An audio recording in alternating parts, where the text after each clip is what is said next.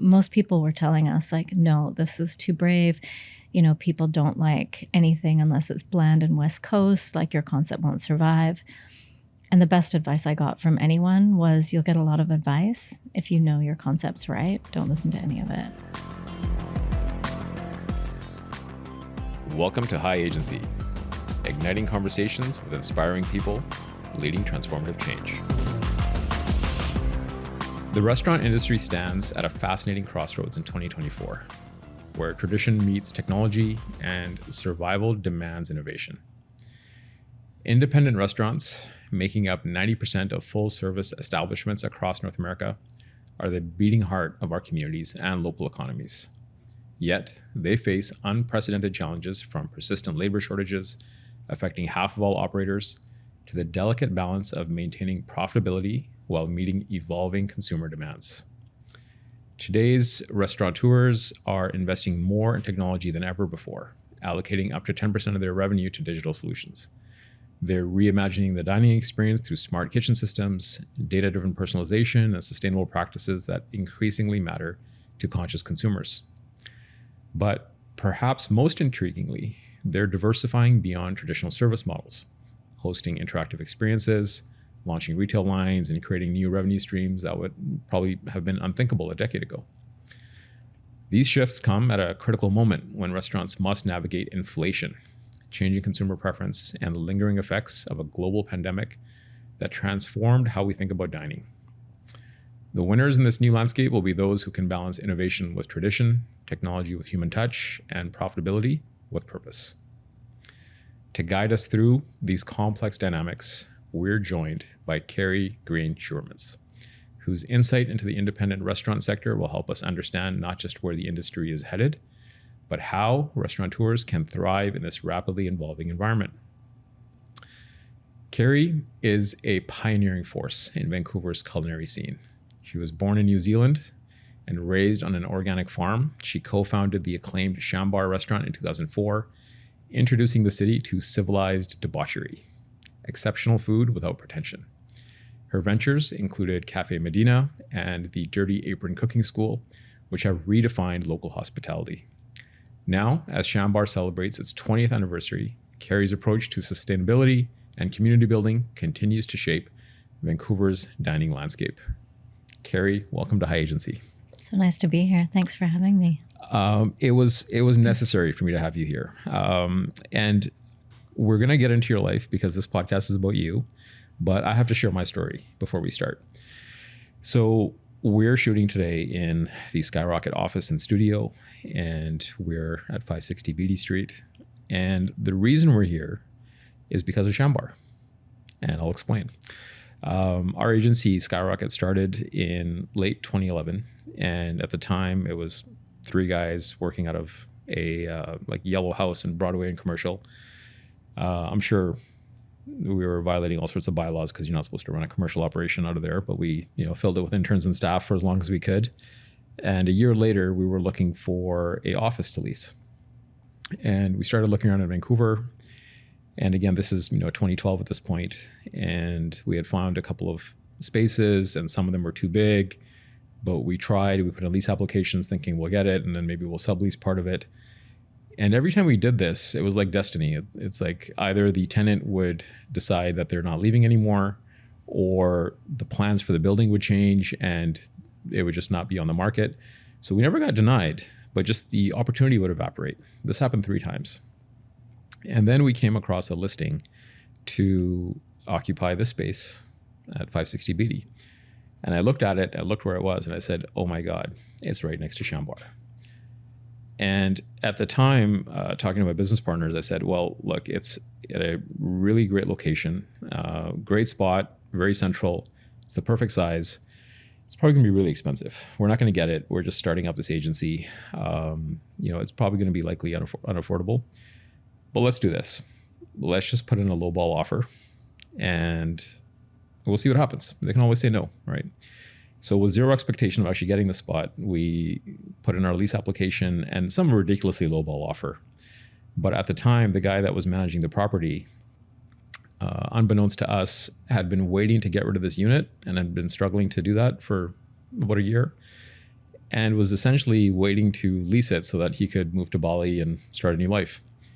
So our offer landed at the perfect time.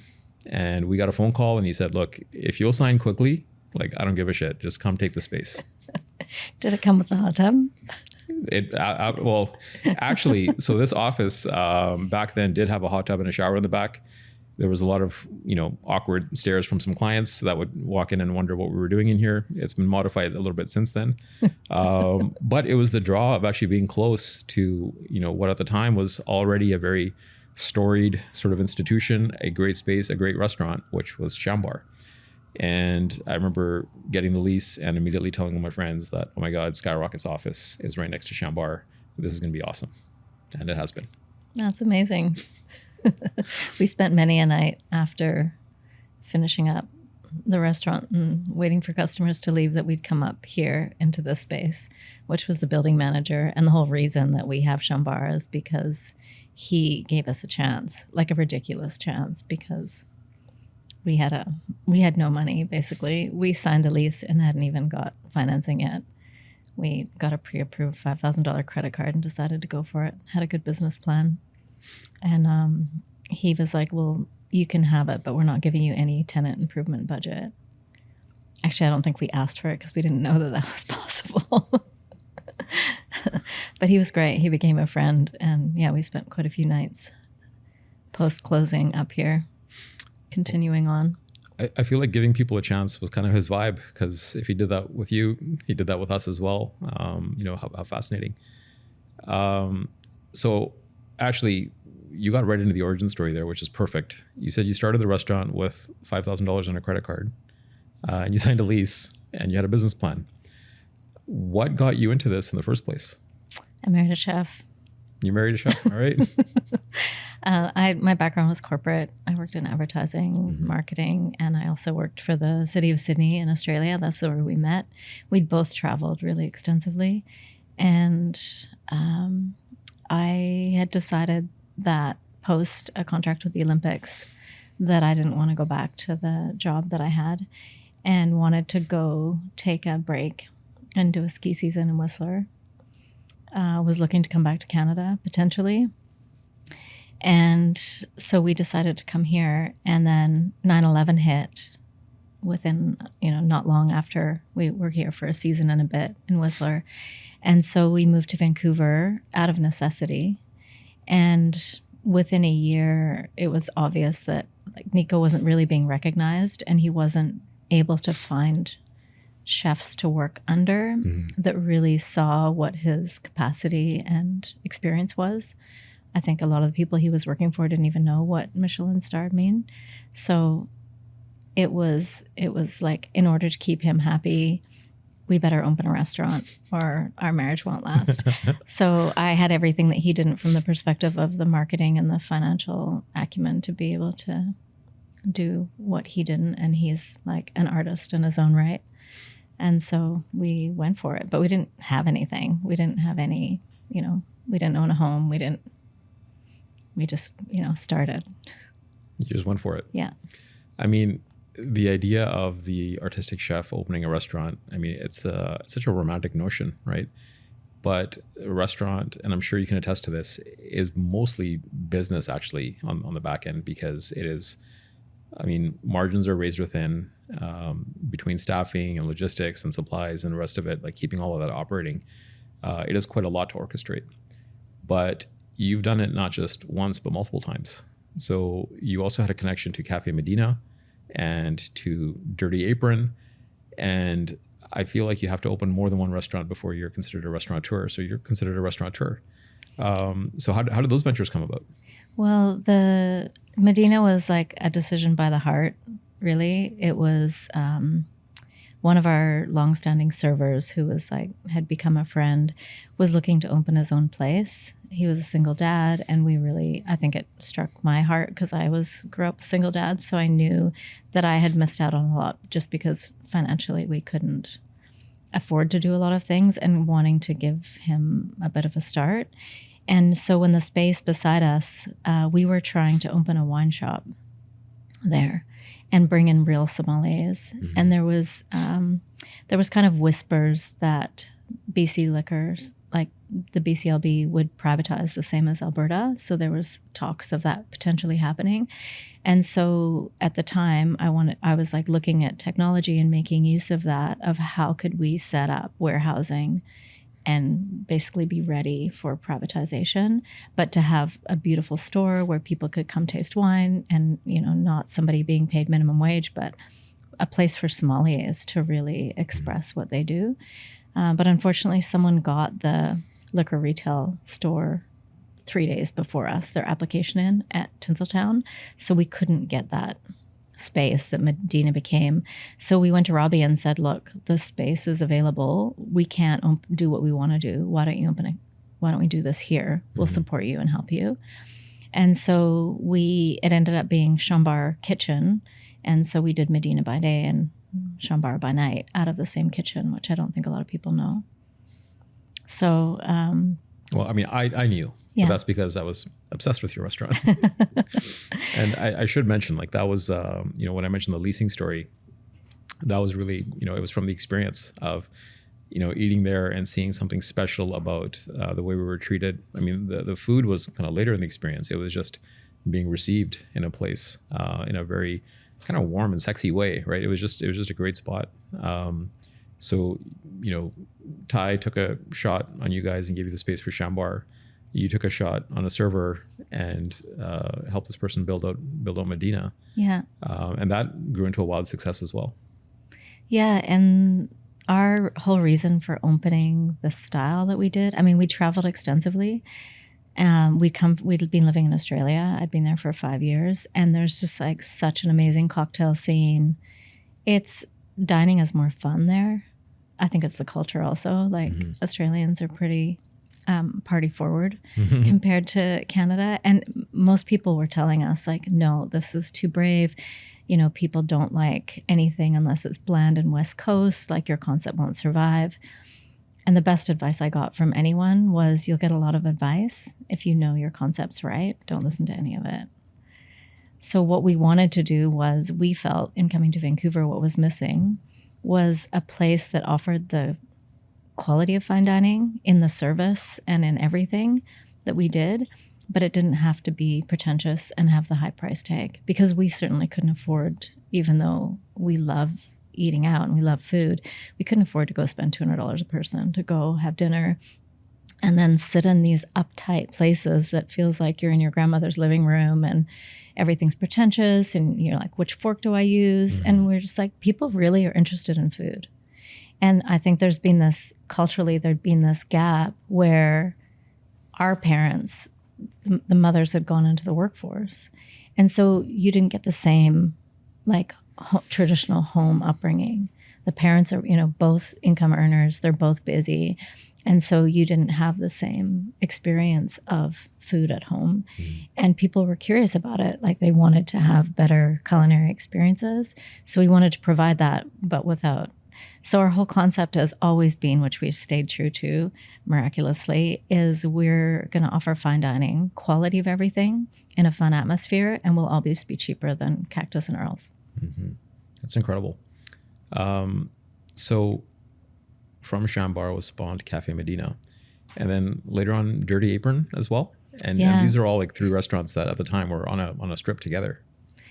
Yeah, we were looking for a commercial space, and our very first sous chef, Dave Robertson, who was amazing, he wanted to leave the kitchen. He wanted to spend more time with family, and he was really interested in teaching. So he was interested to go like work at BCC or one of the culinary. He just wanted to get offline. It was the Chambar line is like insane. And so he was just feeling that and the hours and, wanting to have a family and just wanting to have that transition. So unbeknownst to me, Nico had said to him, well, if you stay for another year, we'll open a cooking school with you. And so then when the time came, Karri will figure it out. Forgot to tell me. And I'm like, well, we have to honor this. So how can we leverage? And what we realized from a business perspective is that a business has this kind of bell curve of success, and you have to do things to keep propping it up or innovating.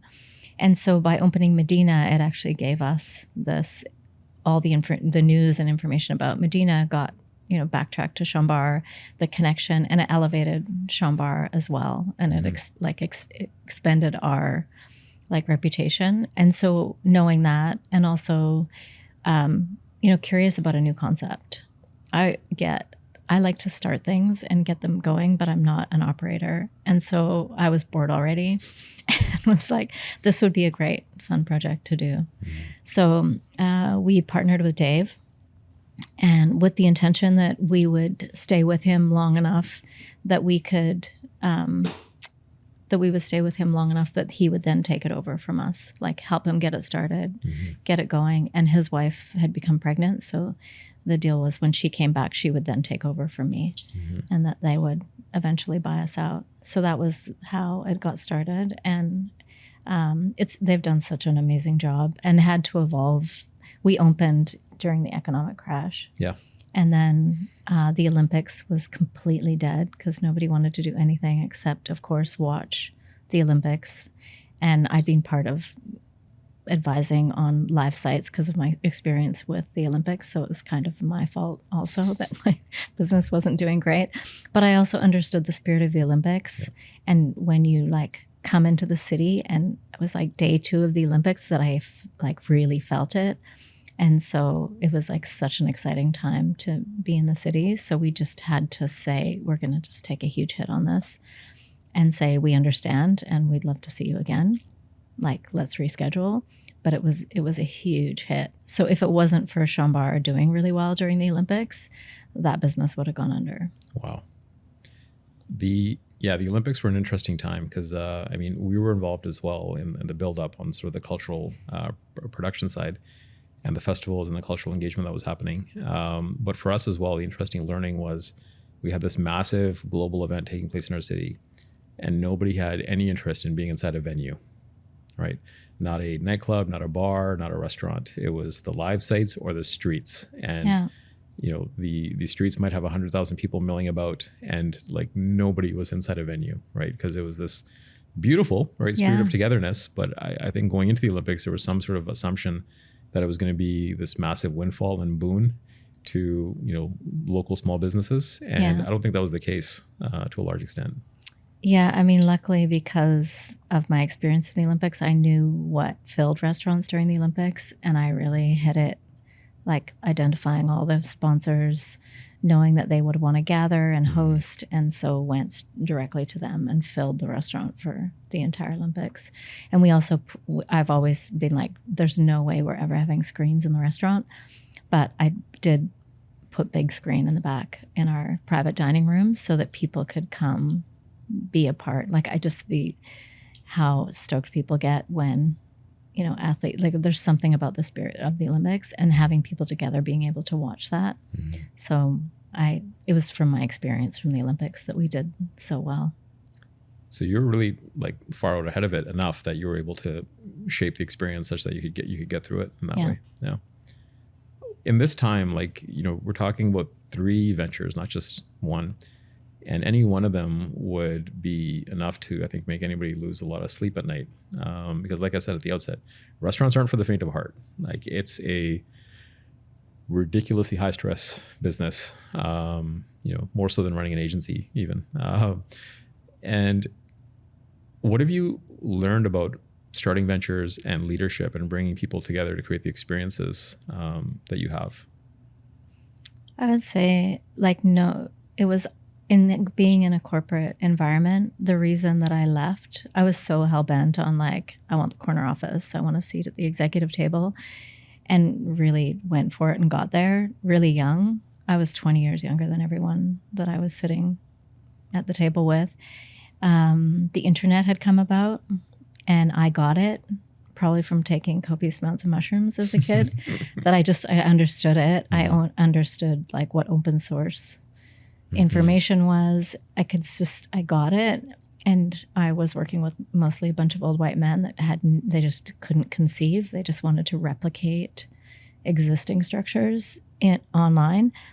And so it opened up so many opportunities for me. But in that space, I was like, I just saw, here I am in my corner office with my designer shoes and fancy lifestyle, and was like, I don't want this. Like, everyone's making decisions against their own personal values. People are really stressed. Mm-hmm. This is like, it's crazy. They don't have time with their families. And I'm just like, there has to be another way. And so I didn't go back to my job and came to Whistler and refused to work during the day and worked at Earl's. They're like, why are you coming here? Like, you're so overqualified. I'm like, I don't want to work in the day. Like, I want to be on the mountain. And spent a lot of time, like 120 days up on the mountain. But all I did was like really think about how it could be different. So took all the understanding of systems, structures, and looking at how, if you made what are traditional structures, complex structures, in a way that everything was interconnected, how could I run a venture in that way? And it really made it clear how important people are. Mm-hmm. And just like, we're not looking at people from the sense of well-being. And we're like, how do we exist in this capitalist system without being in it? And so I've always been driven in that questioning, and that's led to a lot of the work that I've done since outside of the restaurant. But I was like, building a culture, like, if you're going to spend this much time at work, it should be fun. Mm-hmm. And so I brought values into the business to the point where when you come and ask for a job, we provide, these are our values. And if this doesn't fit with you, it's okay. But when you come here, you agree that in this, when you walk through the door, you leave your day at the door, and this is how we work together. And this is how we treat each other. I think from both of us traveling too, we understood the importance, because a lot of people in the hospitality sector are travelers. Not as much now because of the way that the foreign worker program came to an abrupt halt, unfortunately. But also that, how could we develop this, like, it felt like a family, because we knew what it was like.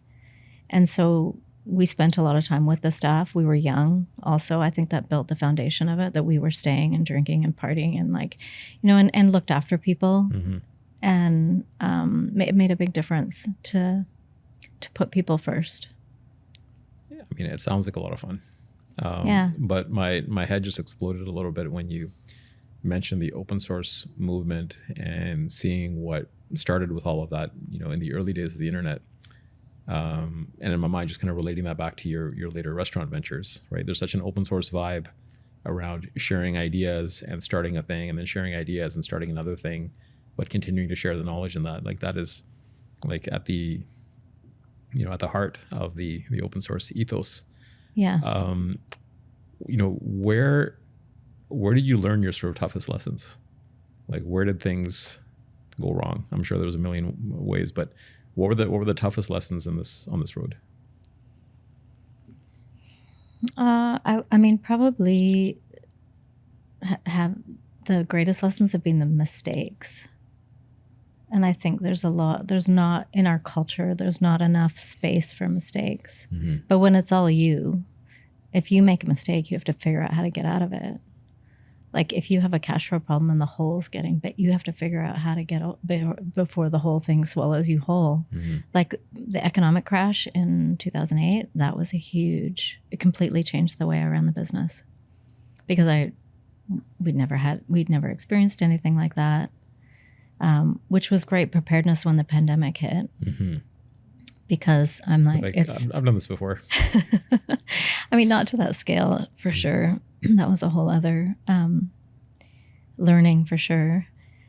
Because I've got to say, I mean, during that period, I was really scared for you guys, and it was, you know, you're not the only one. Yeah, I can only imagine. There was a lot of concern, but it was so, like, heartening and refreshing to see Chambar, you know, pivot while still kind of remaining culturally true to itself, right? It wasn't like you were just, you know, throwing your culture and your, you know, previous sort of experience out the window entirely and saying, okay, we just gotta ditch that because it's not going to work and do something else. But, you know, initiating, like, you know, a delivery service and, you know, the pickup orders and all of it, but doing it in such a sincere and high quality way, right? It was actually beautiful to see. Like, we weren't in touch much then. But I've always been an observer, always watching what you're doing and what's going on in the restaurant. So it was great to see how it was executed. Yeah, the takeout. Well, when the pandemic first hit, I'd been working. I was in the middle of a big project that I was working with a group of people to get an $80 million fund to do a regional infrastructure master plan. I was working with Jeremy Rifkin for all of Greater Vancouver. And we basically, the money just stopped and we didn't get we didn't get it. And it was like, we were basically, it was going to be a done project, that it was going ahead. And at the same time, my whole livelihood and my ability to work on that project was because of I was okay financially in Chambar, that I could work in a way that I wasn't associated with any organization. Mm-hmm. There's a lot of restrictions when you're limited by the sphere of influence of your role within an organization. Mm-hmm. So I had this ability to really move. A lot of that came from my work with the Vancouver Economic Commission. I was on the board with Gregor. So when that hit, I really understood and knew exactly how critical it was for food to keep moving, because we are having food sustainability is so critical.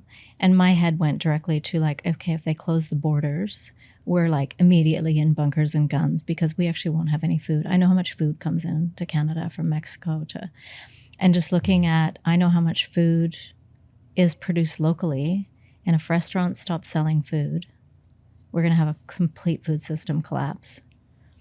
So as you're talking, I'm just realizing my level of ignorance, because since the pandemic hit till now, I have not yet once, I think, questioned the fact that I'd be able to like call somebody up, pay for it, and then put something in my mouth. Like, not once. Yeah, I think, I mean, it was kind of an understanding of what the worst could be, mm-hmm. and that there's always been this encroachment on our farmlands of developers, and they're making it really hard for agrarians and like people that want to grow food. It's really difficult. And then we'd also been hit, a huge hit to our local food systems was the cannabis industry, because they would walk to farmers and say, we'll take over your greenhouses, we'll take all your workers, and we're gonna grow cannabis. And it wiped out the tomatoes. We lost so much of our food I had no idea infrastructure. Wow. Yeah. I'm like, I think we need food more than we need weed. Nothing against weed, but we actually need food more. Especially if you're using the weed. Yeah. So, that's all collapsing, which as it probably should. Yeah. So when the pandemic first hit, we had so much food, like $90,000 worth of food and I'm like, okay, if this is it, like we're going out giving, we can't put this food to waste. So I just said to Nico, like, let's move this food out. Anything that's perishable, let's make it into food. And we took it down to the downtown east side. We're like, there's always people hungry. And we started giving the food away and realized that now the soup kitchens are closing because there's no volunteers that are willing to come downtown all of a sudden. And who's using the soup kitchens is mostly people living in single room occupancy, mostly seniors. Mm-hmm. And there was a lot of people wandering around downtown. All the neighborhood centers that feed people in community neighborhoods, like off the drive, closed. So people were pouring into downtown hungry with no access to food. So I reached out to Sadhu, who's the general manager of the city at the time, and was like, okay, what's happening? So he asked me to be on the emergency response team. And so I just mapped out and was like, okay, what is the actual need? And was like, this could help us fill the gap of keeping the food moving. So I went to Foodie, which is the app that do corporate lunches. And I'm like, I don't think you have any orders coming in. Can I use your app? Because if we can get the orders of the need into some technology, then we can, they already have the system where you can put it in, we can put in what we're making, and it prints out labels so you know what people are allergic to. It was a full system that existed. We put out an email to our database, and in less than a week, we'd raised $50,000. So I used that to get started. I had another funder that came who I knew through like other interactions that said, this is amazing. I'm giving you $100,000, make it happen. We leveraged that money with the Vancouver Foundation and the Community Foundation at Van City. I knew exactly how much money each restaurant needed to make per meal. And then each restaurant would do 7 days of the same meal. So it was the cheapest. So people could then keep their core staff. And then we were able to do iPhone Tellus and was like, hey, you have a bunch of people sitting around doing nothing with vehicles and you have dispatch. So can you, because the app could do dispatch. So they would do curbside pickup and then the city would have people waiting to do the curbside and distribute the food for people. So we moved thousands of meals and created a system that if there was ever an emergency, we could reactivate again. So the takeout meals were useless. Like we would have been under if you relied on that. Yeah. And then just as like once we got going, realized like what actually do people need? Because people wanted to order food from Chambar, but our food doesn't travel well. Like if it's not on the table in 2 minutes, it's pre-made. And just the thought of this, something is bounced, that all this care that goes into the meal bounces around in a box. I'm like, it's great that people want to support us, but that if that's what they're going to receive, that's no representation. Like for me, of having a branding and marketing background, I was just like, we can't do that. So we did these prepared meals, frozen, that you could basically make a meal quickly. Because I was at home doing homeschooling 3 kids, running all of this, still working on this project kind of, and just, it was such a nightmare that I was like, I just need food that I can throw in a pot and it's healthy and it's good sustenance to give the kids. Like other people need this too. We also partnered with Legends Hall, Nico had been in conversation with them about doing prepared meals. They were our main supplier for meats. And they called us freaking out because they had huge orders going to the conference center and the cruise ships, and they said no. So we were like, I'd gone to the landlords and said, like months before, maybe 4 or 5 months before, when things were in Italy was going a bit sideways, maybe not that long because things happen so fast. And I said, I don't know if this will ever come here, but if it is, this is what I'm going to need. I'm going to need 3 months bridge rent. I'm not saying I won't pay it. And you owe me some money back for my deposit, and I'm going to need that money in 3 days. So it happened. I was like, as soon as the ski hills close, we're closing, which was a week before the shutdowns happened. So we had a chance to lay off all our staff, tell them exactly what to do and where to go to get onto EI. It was before there was CERB or anything like that, to make sure they were looked after. And then I used that money. We basically bought all that meat and we processed it, made it into meals and froze it. And so then we started using that to get meals out. So I was like, really wanted to tell people to stick it, that we're like sitting at home day drinking and making sourdough. Your level of situational awareness is incredible though. Like, you know, you're ahead of like every curve, it sounds like here, and making preparation for the next step and almost like predicting what was going to happen. And I didn't even realize the extent to which the sort of infrastructure development and investment that you were able to actually kind of marshal during this period. And again, you know, ignorant consumer, I'm just at home ordering food, just thinking stuff just happens. And, you know, of course, it'll just show up. But on the Chambar side, actually, that was one of the things that I appreciated was, you know, you could see the commitment to the brand and the experience when it was a prepared meal, not just we'll cook something, stick it in a box and it'll show up, right? Because I think that was the go-to for, you know, many places and rightfully, because, you know, it's survival. So you do what you can. But yeah, I really appreciated the commitment to the brand and the experience there. Before I go to the next thing, I can't overstate this. I'm still blown away by just your level of situational awareness of seeing what's coming and getting ahead of it. Where does that come from? Like, you know, was that corporate background? Like, were you like this as a kid? Like always kind of predicting what's about to happen? Or I think this something you cultivated?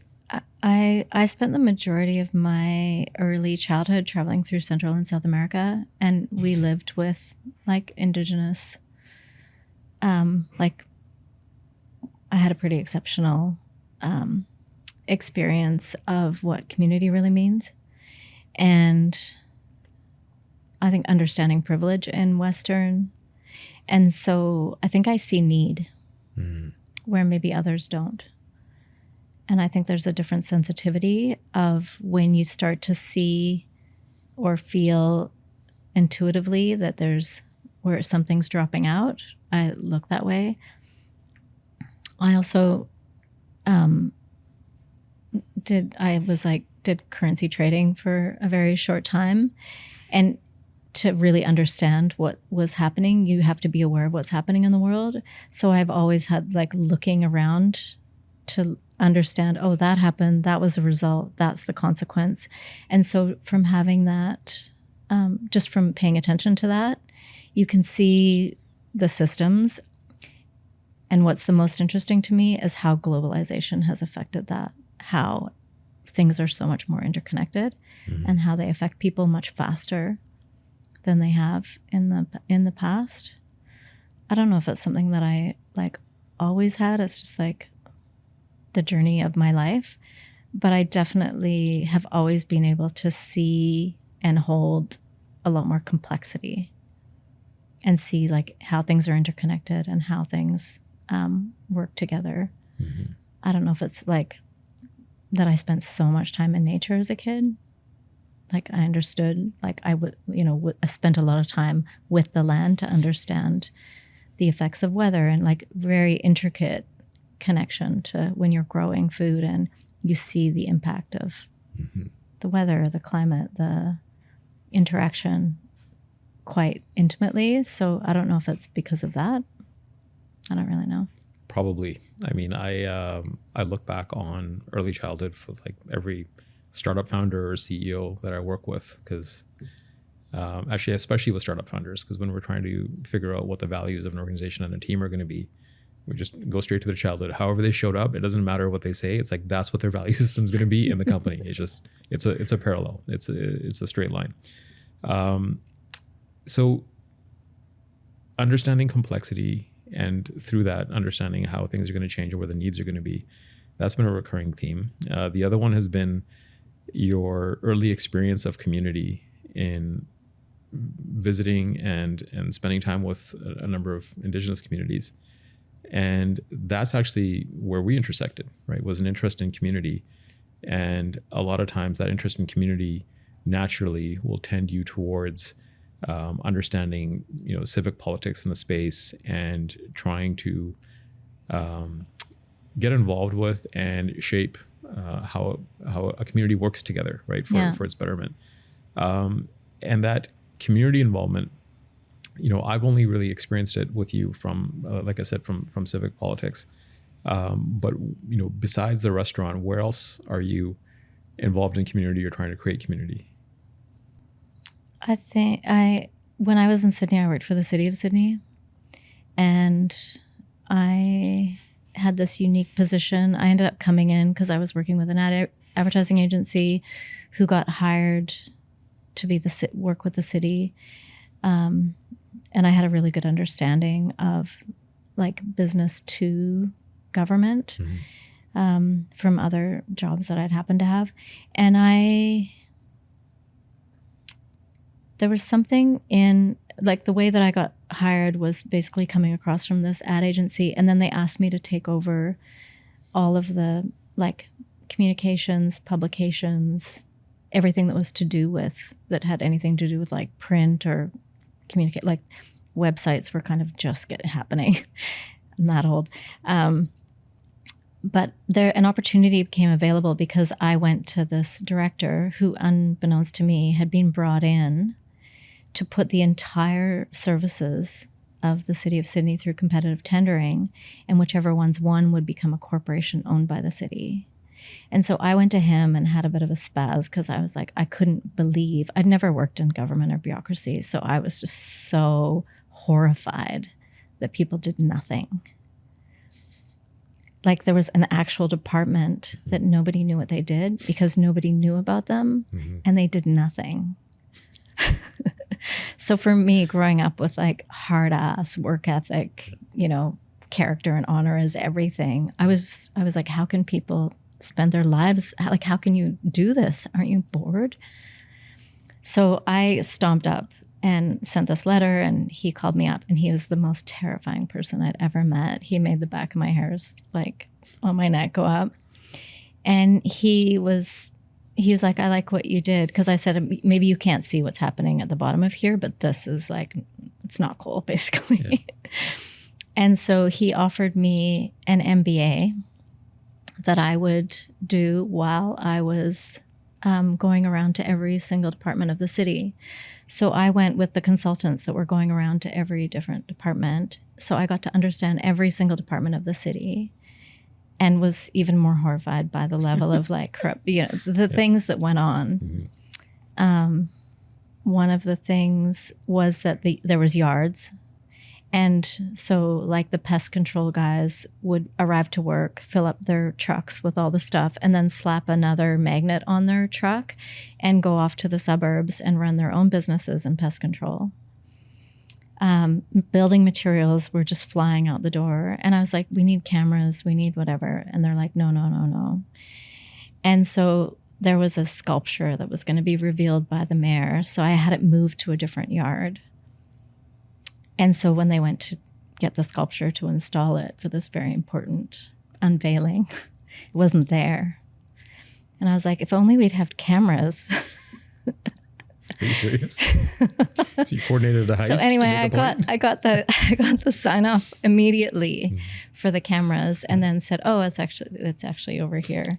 So the director pulled me up and was like, "That was brilliant, and you will never do that again." But he gave me a lot of support and mentorship, and so I ended up becoming the marketing manager for all of those services.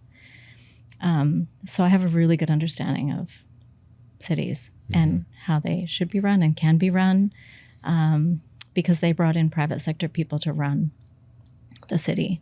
So other than the political side of it, it was all run as a private business. Really? Yeah. And the amount of money that the city made paid for the Olympics. Like it was incredible. And this is the city of Sydney. Yeah. Wow. Not Vancouver Island, Sydney. No. So that's my experience of like understanding like city, but also that the city serves the community. And so what you do get an understanding is how important it is for people to gather. And gathering in a restaurant is like the oldest form of gathering. Like the history of restaurants is that it was like inns needed a place for people to eat. So you had, lonely travelers or people on long journeys sitting down and meeting people. And I think as the city gets denser and the spaces we live in get smaller because of affordability, people have less places to gather and connect and meet. And I think when the pandemic hit, I was like, do we even need restaurants? Like, you just are like, there's so much waste. There's so much useless things that have no purpose that are happening in the world. Like, maybe this is just the time to cull all of that. And I really questioned, do we need restaurants? And what kept me going was, like, who do you trust that you haven't shared a meal with? And if people need a place to meet, the restaurant is the place that you meet before you trust them enough to have them into your home to you. It's this interim place, but it's also like, if you're trying to do a deal with somebody and you do it over a meal with a bottle of wine, it's a very different relationship than sitting across a boardroom table. Like, actually, we need to get to know each other. Relationship building is important. Community is important. Like, as humans, we need to be connected. And I think the loneliness, especially post-COVID, was so brutal for people's mental health that I'm driven more by how important it is for people to like stop ordering Uber Eats, stop sitting in, like, I feel like our greatest competitors, like Netflix, is like, get out, come sit by yourself at a bar, anything, just like it's so important for people to be connected, and food is the perfect place for people to connect. It's like breaking bread, you know, it's so important.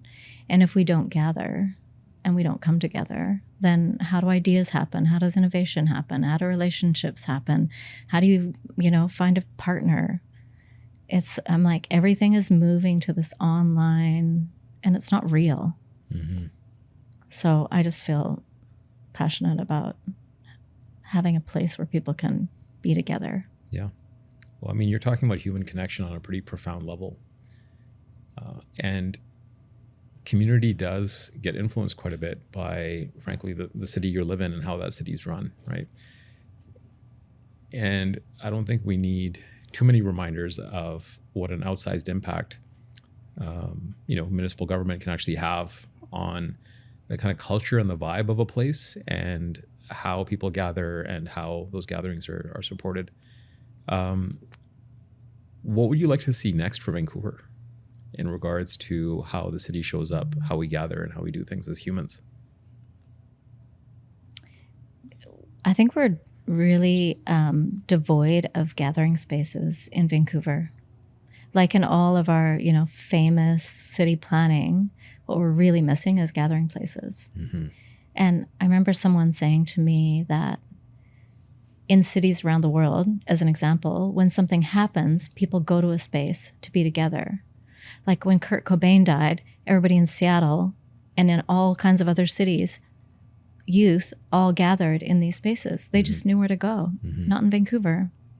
Like we don't have, other than, in front of the art gallery as a protest place, the city wasn't designed for gathering places. When I worked for the city of Sydney, there was outdoor concerts all the time. Like, look at what happens in Montreal.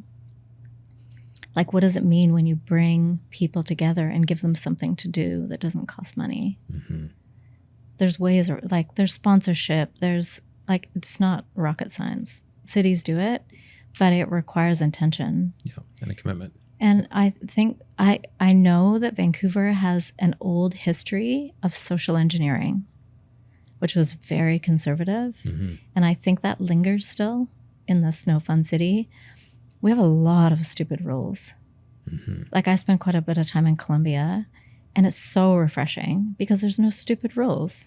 I mean, I come from New Zealand where there's no liability insurance. It's like play at risk of death. Yeah. So that's how you get to do all these cool things. And people take responsibility because if somebody dies, then they're not in business. So of course, we just have a lot of stupid rules and a lot of time spent on things that are bureaucratically ridiculous. And it would be nice that we would bring in leaders that actually had the competence and experience, and it wasn't like, wealthy people's social jury having a mayor in place. Like it's not a populist. It's like how do we have the technology and the ability to express to the public, like here's a graph showing who running has the experience to actually do this job. What is required to do this job? Do they match?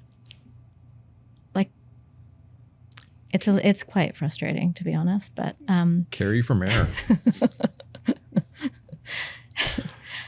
No, I hear and feel, like from a frustration standpoint and from an intent standpoint, what you're speaking to. But yeah, I've got to say, it's just, it's so incredible to have somebody in your role that's had the impact on the city that you've had, has created the spaces that you've created. And this is the first time we're sitting down to have a conversation like this.